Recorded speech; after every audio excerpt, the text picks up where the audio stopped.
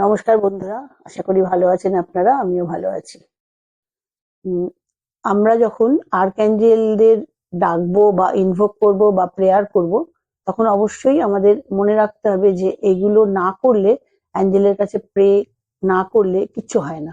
তারা শুধু এইটুকুই চান, একটু ভালোবেসে ওনাদের ডেকে নিজের প্রবলেম বলা হোক।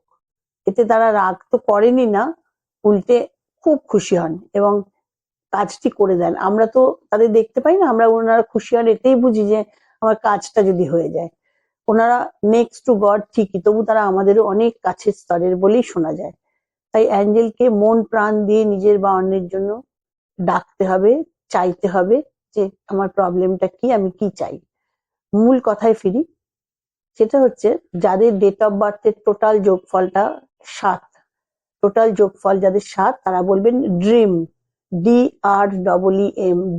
Dream, DREEM, dream. কিন্তু উচ্চারণটা হবে দ্রিম, দ দিয়ে উচ্চারণটা হবে, ড দিয়ে নয়। লিখবেন ড্রিম, মনে মনে জানবেন ড্রিম, DREEM, কিন্তু উচ্চারণে বলতে হবে কিন্তু দ্রিম, ড্রিম নয়, দ্রিম।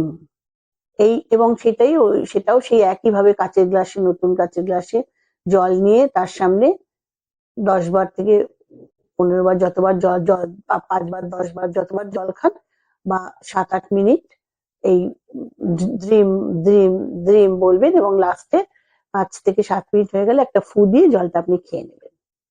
এই একই নিয়মে করবেন। কোনো সময় জলের কথা হয়তো বলতে মনে থাকছে না, সেই জন্য বলে দিলাম, প্রতিটা দেখে নিয়ে করবেন। নমস্কার, ভালো থাকবেন।